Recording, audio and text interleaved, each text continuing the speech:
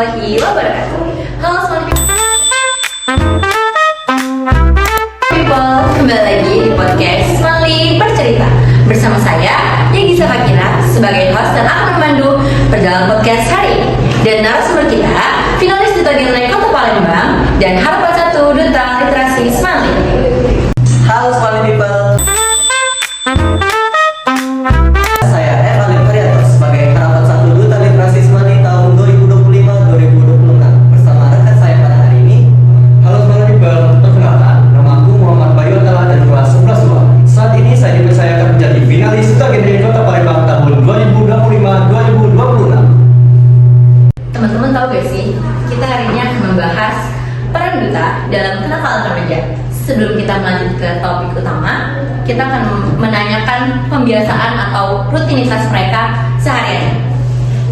Oke, boleh gak sih aku tahu keseharian kalian itu apa aja, dimulai dari bangun sampai ke tidur lagi? Dimulai dari Bayu dulu. Oke, ya kasih ya. Kalau keseharian aku tuh dibangunnya jam 5 berangkat sholat subuh. Sholat subuh itu aku langsung siap-siap di sekolah. Pulang sekolah itu biasanya kalau ada waktu lebih aku menyempatkan waktu buat gym gitu. Ya, pulang gymnya sekitar jam 5. Terus juga kalau pas libur ya, itu kan banyak waktu. Aku tuh kadang jogging atau berenang gitu, pokoknya seputar olahraga. Oh, berarti sehat ya kehidupannya ya.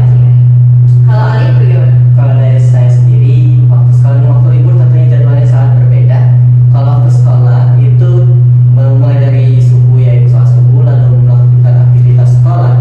Setelah dari aktivitas sekolah sendiri, saya pulang ke rumah, lalu mengerjakan PR jika ada yang belum dan melengkapi catatan. Dan malamnya, jika ada sedikit waktu, maka saya akan menuntaskan buku yang belum saya baca ataupun yang belum selesai saya tamatkan. Kalau libur itu, saya menyibukkan waktu dengan jalan, terus juga saya scroll handphone sedikit, lalu saya mempelajari materi yang untuk disiapkan pada besok hari. Mungkin itu saja. Amis, Ya, saya habis kelas ini. Iya, yang ini saya habis kelas. Ketika remaja nakal, siapa sih yang harus kita salahin? Orang tua, teman, atau diri sendiri? Boleh kasih solusinya juga sekalian? Baik, menurut saya siapa yang harus disalahkan? Tentunya ialah orang tua dan remaja itu sendiri. Orang tua salahnya di mana? Salahnya bagaimana cara orang tua memberikan edukasi kepada anak-anaknya tentang kenakalan remaja ini. Jika orang tua memberikan edukasi yang baik kepada anaknya tentang kenakalan remaja, seorang anak itu tidak akan melakukan kenakalan remaja. Edukasi ini seperti memberitahu kalau menjadi teman itu harus berteman dengan yang baik, tidak boleh berteman dengan yang buruk, karena dengan berteman yang buruk itu ya nanti teman buruk itu akan menular. Salahnya di anak itu salahnya karena tidak mendengarkan perkataan dari orang tuanya. Orang tua yang telah menyarankan berteman dengan yang baik, dia malah berteman dengan yang buruk. Kembali lagi ke awal, sini semua tentang bagaimana cara kita menyikapinya sebagai anak. Tentunya kita harus mematuhi perintah orang tua kita, dan apabila mereka ada saran, kita juga harus mematuhinya agar kita terhindar dari suatu kejadian yang tidak diinginkan. Karena saran dari orang tua itu tentunya memiliki dampak bagi kita, dampak lebih baik. Karena sejatinya orang tua ini lebih tahu tentang bagaimana yang baik dan bagaimana buruknya bagi kita. Oke, benar sih. Karena rata-rata tuh kenakalan remaja tuh bisa dari segala arah pun ya. Nah, kalau solusinya bagaimana? Kalau untuk solusinya sendiri, kami sebagai duta dapat melakukan kegiatan sosialisasi atau edukasi secara aktif, baik itu di sekolah, luar sekolah, lingkungan sekitar, ataupun melalui media sosial. Tetapi edukasi itu juga dapat dibuat sebenar dan sekreatif mungkin agar dapat diterima dengan baik oleh remaja-remaja di era digital sekarang. Solusi dari kalian tuh kan pastinya sebagai role model, terus membuat kampanye anti remaja nakal atau kampanye anti narkoba gitu kan. Gimana sih kalau misalnya pas kerja di lapangan anak itu tuh bebel buat diomongin, kayak misalnya kayak apaan sih gini doang nggak guna gitu misalnya. Bagaimana tuh menurut kalian? Apa yang akan kalian lakukan terhadap remaja tersebut, atau kalian abaiin, atau bahkan kalian tuh punya cara tersendiri nih? Bagaimana jika ketika kami memberikan solusi tapi banyak siswa yang nekat? Tentunya membantah itu ialah bukan suatu hal yang kita takuti, karena peraturan itu dibuat tentunya untuk dibantah.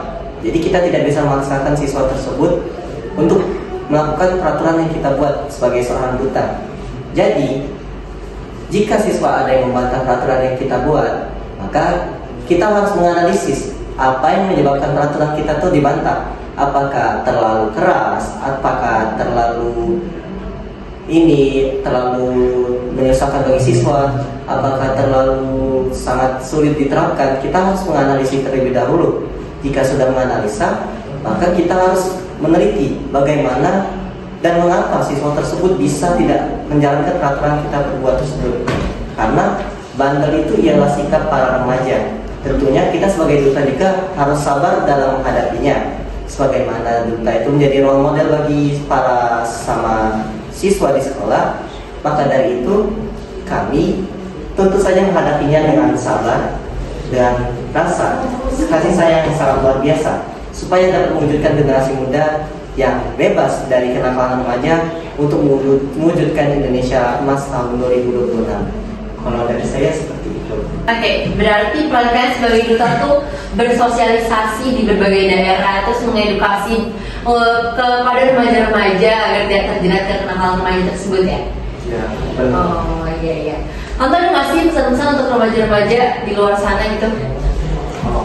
Benar ya. Pesan untuk remaja pada saat ini adalah untuk selalu menyadari bahwa pilihan yang kita pilih hari ini itu akan bertambah ke masa depan kita. Seperti Pak Soekarno pernah berkata, jadilah remaja yang bermimpi setinggi langit agar jatuh di antara bintang-bintang. Baik, kalau dari saya sendiri, seperti kata pepatah, bertemanlah dengan seorang penjual parfum. Karena jika kita berteman dengan seorang penjual parfum, maka kita akan ikut wanginya. Daripada kita berteman dengan seorang penjual tukang sampah, kita pasti akan ketularan baunya secara tidak langsung.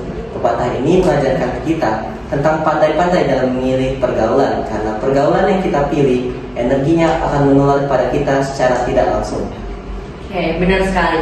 Karena kita tuh harus benar-benar memilih teman, guys. Karena kalau kita salah memilih teman pun, kita akan terjerat ke kenakalan remaja tersebut. Oke, terima kasih kepada narasumber kita hari ini. Pembelajaran dan solusi yang telah kalian sampaikan pada podcast hari ini akan menjadi pelajaran oleh kita semua. Baik, terima kasih kembali kepada host yang sudah mengundang kami ke acara podcast pada siang hari ini. Semoga apa yang kami sampaikan dapat bermanfaat bagi kita semua. Kami mohon maaf jika kami ada salah kata. Sebagai narasumber, jika kami ada salah penyampaian ataupun tidak berkenan di hati kalian. Oke, sekian podcast pada episode kali ini. Saya Bisa Fakira sebagai host pada episode kali ini. Pamit undur diri. Sampai jumpa di episode selanjutnya. Bye-bye.